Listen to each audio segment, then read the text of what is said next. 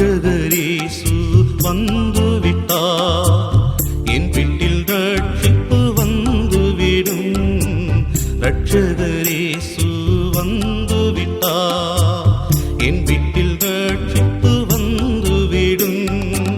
பரிகாரி இயேசு வந்துவிட்டார், நோய்கள் பறந்து ஓடிவிடும். பரிகாரி இயேசு வந்துவிட்டார், நோய்கள் பறந்து ஓடிவிடும். இயேசுவே வாருமையா, என்னோடு வாழுமையா. இயேசுவே வாருமையா, என்னோடு வாழுமையா. கர்த்தருக்குள் அன்பானவர்களே, அனுதினமும் கிறிஸ்துவுடன் தியான வேளைக்கு உங்களை அன்புடன் அழைக்கிறோம். இன்றைய தியானத்திற்கான வேத வாசிப்பு ஆதியாகமம் 37ஆம் அதிகாரம் வசனங்கள் 31 முதல் 35 வரை. தியானத்தின் தலைப்பு ஆராய்ந்து அறிந்து கொள்.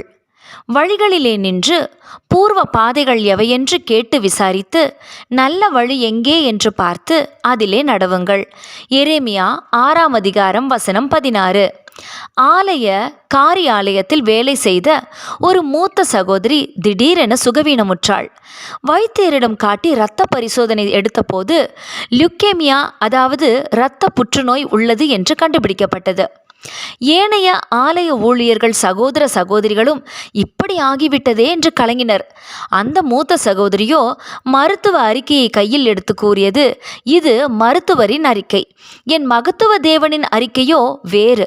அவரது தழும்புகளால் நான் சுகமானேன் என்று சிரித்து கொண்டே கூறினார். எத்தனை ஆச்சரியம்! அவர் அப்படியே பூரண சுகமடைந்து தொடர்ந்தும் அங்கே வேலை செய்து ஓய்வு பெற்று இன்றும் ஜீவித்து கொண்டிருக்கிறார். இது ஒரு உண்மை சம்பவமாகும்.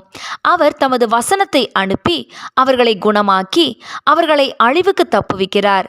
சங்கீதம் 107ஆம் அதிகாரம் வசனம் 20.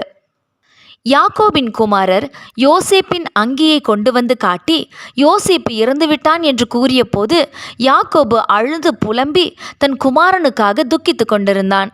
ஆனால் யோசேப்பு உண்மையில் சாகவில்லை.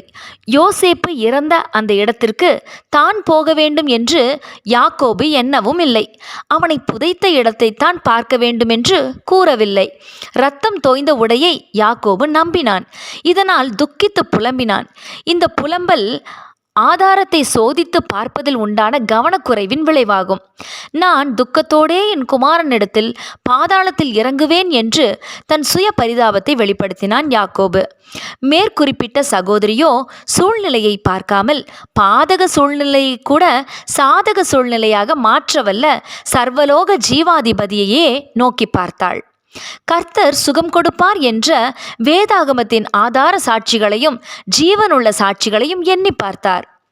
சுய பரிதாபம் கொண்டு தன்னை நோக்கி பார்க்காமல் கர்த்தரை நோக்கி பார்த்தார். பிரியமானவர்களே, மனிதர் மாத்திரம் அல்ல, சூழ்நிலைகளும் நம்மை ஏமாற்றும்.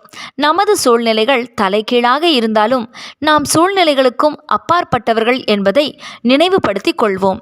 கர்த்தர் தமது மக்களை நடத்தி வந்த பூர்வ வழிகளை திரும்பி பார்த்தால் அதே தேவன் இன்றும் நம்மை நடத்துவார் என்பதை புரிந்து கொள்ளலாம்.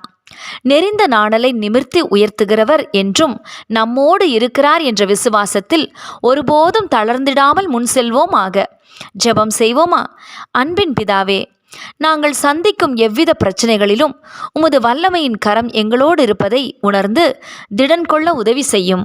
ஆமேன்.